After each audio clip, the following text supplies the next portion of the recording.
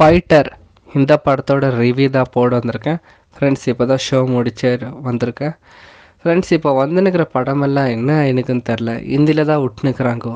ஏன் நம்ம லாங்குவேஜில் டப் பண்ணி விடக்கூடாதா?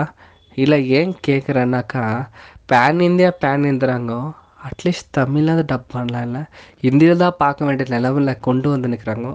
சரி, அது இருக்கட்டும் ஒரு பக்கம். ஃபைட்டர் இந்த படத்தோட கதையை வந்து எடுத்துக்கிட்டீங்கன்னாக்கா, இது வந்துட்டு ஃப்ரெண்ட்ஸ் மூவி 2.5 மணி நேரம் ஓடுது.